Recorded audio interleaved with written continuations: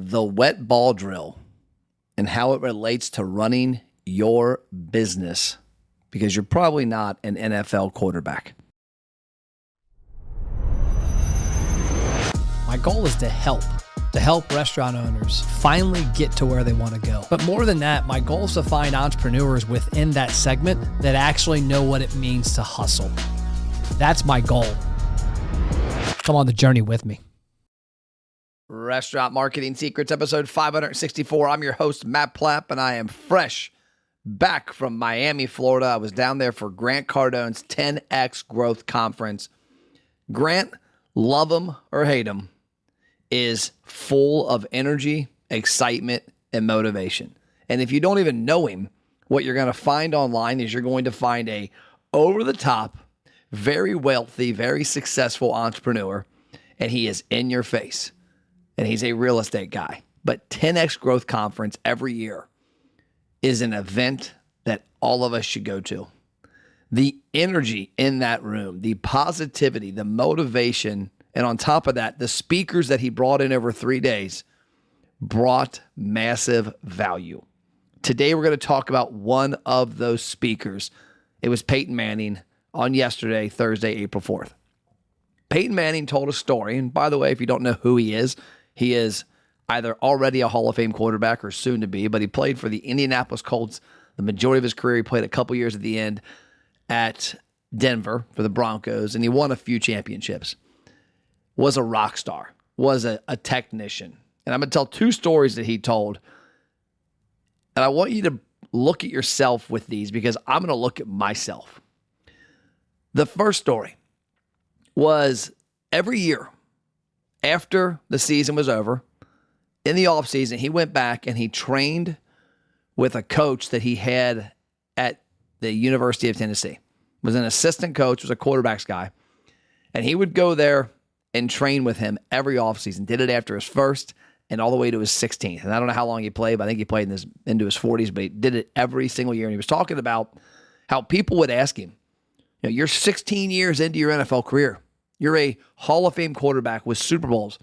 Why are you going back every offseason and spending time going over the basics of being a quarterback? Because he talked about the biggest thing this guy did there was taking snaps, was in shotgun, was your form on throwing. It had nothing to do with reading defenses or becoming better at certain high-level aspects. It was 100% the basics. And then the second one really got my attention. He called it the wet ball drill. Indianapolis plays in a dome in Indianapolis, Indiana. So you can imagine when it rains there, it doesn't rain on the field like it does here in Cincinnati and a lot of other places.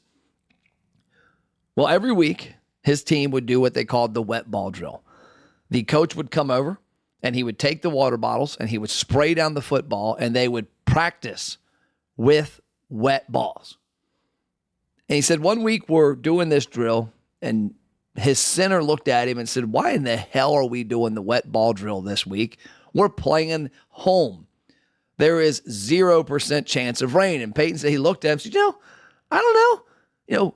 Maybe a sprinkler system will break. Maybe the ceiling will go. I don't know. Just let's do the drill. We do it every week. So they did it. Later that year, they're in the Super Bowl against the Chicago Bears in Miami, Florida. He said it rained like you wouldn't believe. It was an absolute monsoon.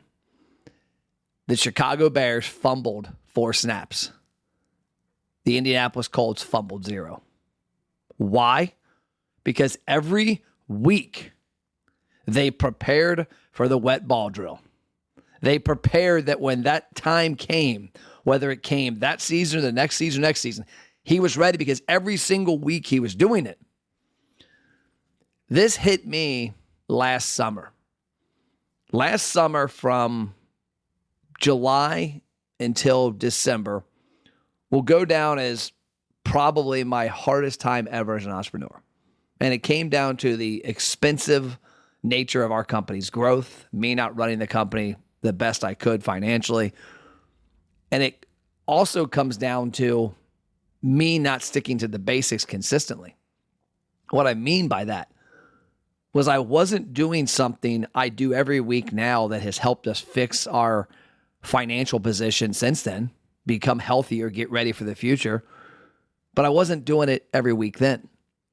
I hired a outsourced CFO in late June, threw him the keys, said, hey, help me run this, help me get these things, these reports done, get this done. I was looking for an easy route. I threw him the keys. I went on vacation, ironically, for a couple of weeks. I came back. I had a couple weeks of travel. By late August, it was an utter shit show financially. Now, I could blame that person. I could blame that, that company that brought him in. Or I could just look in the damn mirror and realize that I was trying to get rid of my wet ball drill every week. I was trying to find somebody that could come in, analyze something foreign to them that I've been doing forever, delegate something that in my mind I was over and above and that I needed to move on to other shit. But at the end of the day, I didn't. I needed to stay in it because had I been managing our cash flow in those 8 weeks like I had in the prior and gotten a little better every single time, every single week, made a little tweak, a little tweak, I would have been great. But guess what? I took my eye off the wet ball. I quit practicing it. And when it came time to play in the rain, I was screwed. And I had some ugly months in the fall because I had to fix a problem I created and I had to optimize things that I let get out of control. I can promise you there are things in your business, in your life that you're not practicing every day, every week, every year, and they're going to spring up on you. You're not doing them now because you don't know what's coming, and you're not thinking about the fact that it might rain in 6 months in the Super Bowl. You're thinking about what's happening now. So my friends, my words of encouragement from Peyton Manning's speech was every single week, do your wet ball drill. Talk to you tomorrow.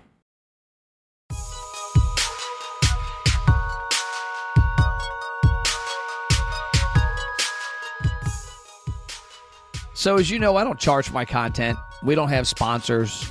We don't have product placement in here. But what I want your help with is spreading the word. If you're finding value here, do me a favor. Share this on your social media.